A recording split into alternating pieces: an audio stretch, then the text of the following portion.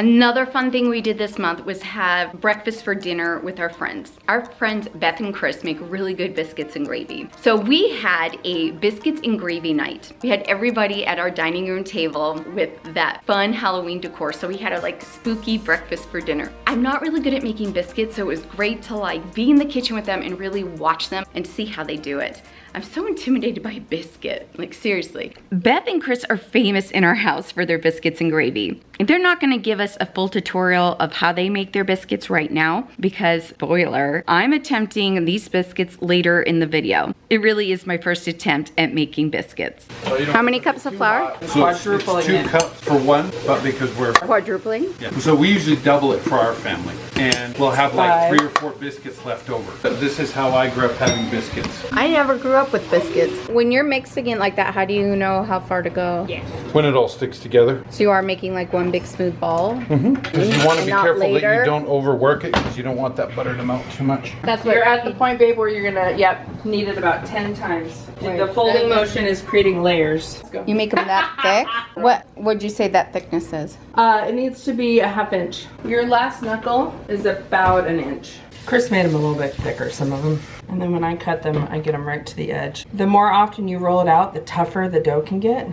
So I try to be as efficient as possible. Beth, these look so good. I usually would put it one more rack down. And then they made their yummy gravy, sausage gravy. So for our big group, they cooked up 2 pounds of ground sausage. And once that was browned up, they took it out of the pan, and to that same pan, they added 2 sticks of butter. Now Beth is gonna melt that down because we're gonna make a roux. I do it in the pan that had the sausage cooked in it, so you get the drippings of the sausage too. So this is just a roux. So you got butter, absorb it with flour, and then you gotta get it cooked. It's really blonde right now, so you get the nice flavor. But if you cook it too long, it gets too dark, and then it doesn't thicken as much. It's basically when you see how I stirred it and how it comes off the edge, and it's holding its shape right here. Okay. So like a paste? Like Yeah. You shouldn't get that nutty browned smell. Then you're gonna dump a whole bunch of milk, and you just want to stir and keep on stirring it. get those clumps out. Get the clumps out. Get the clumps worked out. How often do you guys cook biscuits and gravy? Easily once a month. Actually, I think we do it a little more often in the cold winters. And we'll do it either for breakfast or for dinner. So when you make it for your family, do you do 1 pound of sausage or 2? One. You make, okay. And you can kind of feel it when you're mixing it. It gets thicker. It's definitely getting thicker. I know right before you said chicken bouillon, I was wondering like what seasonings you put in it. Always, I just use chicken bouillon. It's easiest. And I like to use onion powder too, actually. And then I'm gonna need a lot of pepper.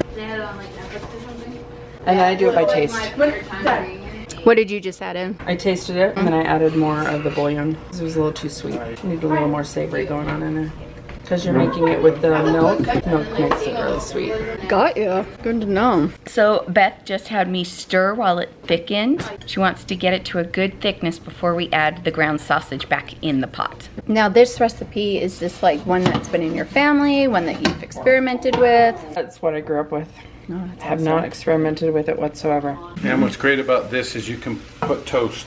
Yep. Next day you got leftovers, you ran out of biscuits, you got plenty of gravy left, put it over some toast. Ham and poached egg, and pour a little over, and you got a country eggs benedict. Yum. Chris brought mushrooms to saute up, and oh, they were delicious. So you're doing over there seasoned salt and basil? Seasoning salt, basil, and butter. Chris has made his mushrooms for us a few times, and they're always delicious. Like, I can't get enough of them. While we were waiting for everything else to be plated up, I kept sneaking some mushrooms. They are so good. And then Beth made some honey butter. Oh my gosh, you guys, it was so good. Oh, and she made it with some local honey that she has. You know honey is good when it crystallizes. If it doesn't crystallize, it's been cut with corn syrup. And you know it's adulterated. And the honey man says not to heat it up in the microwave or through boiling water, because then that will Kills the enzymes. But then how do you get it soft when the whole bottle's Put it warm water. Oh, okay, but not hot. And he also said to like Just stir it. Stir it and whip it. When I do honey butter, I do equal parts honey and butter. And whip it up. Whip it real good.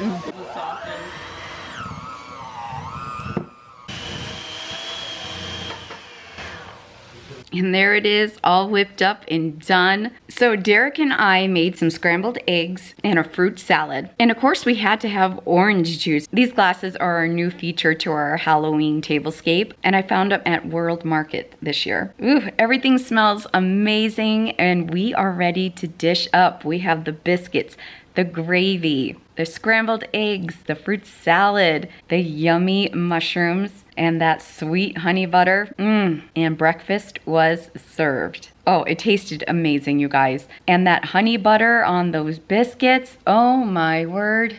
We were so full when we were done. Oh, it was absolutely a delicious night. And then for dessert, I think I had pumpkin pie. Yes, I got a pumpkin pie from Costco. Oh, who doesn't love pumpkin pie from Costco, right? It was so good. That was fun. That was a fun night. Now it's my turn to try to make these biscuits on my own. So the recipe Beth uses is the Betty Crocker baking powder biscuits. And in a large mixing bowl, we're gonna mix together the flour, sugar, baking powder, and salt. Today I am doubling the recipe. So I'm gonna need 4 cups of all-purpose flour, 2 tablespoons of sugar, 6 teaspoons of baking powder, and 2 teaspoons of salt. All right, I'm just gonna quickly mix that all together. And Betty Crocker's recipe calls for 1/2 cup of shortening, but Beth uses butter, and I love butter, so that's what we're gonna do. So I'm gonna cube up 2 sticks of butter. Stick of butter. Now as I'm editing, I'm noticing that I only added 1 stick of butter in. This would explain later when I'm kneading everything together. It felt a little dry. I don't know. This just explains a lot for me, but I noticed it needed more flavor and I couldn't understand what I did wrong. Well, this is why. But they still turned out great, so let's keep going. So now I'm gonna cut in the butter using a pastry blender, and I'm gonna do this until the mixture looks like fine crumbs. I remember doing this with Beth and Chris that it looked like that. I should have realized something was wrong when mine did not look like fine crumbs. Once that's done, we're gonna stir in our milk. Now the Betty Crocker recipe calls for milk, but I'm gonna do what Beth does, and we're gonna substitute that for buttermilk. Yeah, I definitely think it's better. So we're gonna stir the buttermilk in, but I'm using my hands, just like Chris did, and I'm gonna mix it in until the dough leaves the sides of the bowl. And the Betty Crocker recipe says that the dough will be soft and sticky. Then on a lightly floured surface, we're gently gonna roll out the dough in the flour to coat. Knead lightly 10 times. This is when I was like, what is going on with this dough? Why is it so flaky, not combining together?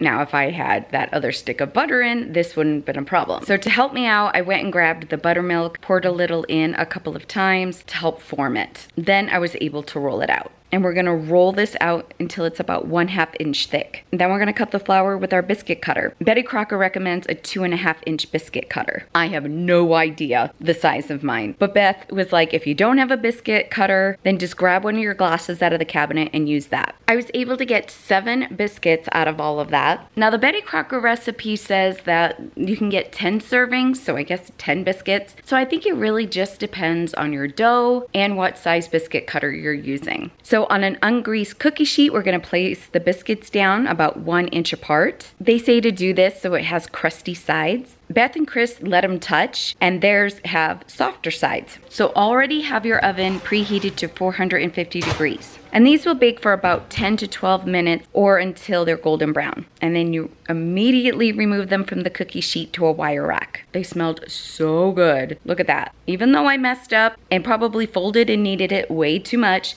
but look, I still have layers. And like I said, they did end up tasting good. They just needed a titch more flavor. But we reheated the leftover sausage gravy and it tasted great with it. So even though I messed up a few times, I was still able to pull off biscuits. And I think the next time I make these, I'm definitely gonna nail it. All right, friends, I have some videos over here, check out, and I'll meet you over there. All right, friends, thank you for joining me and we'll see you soon. Bye.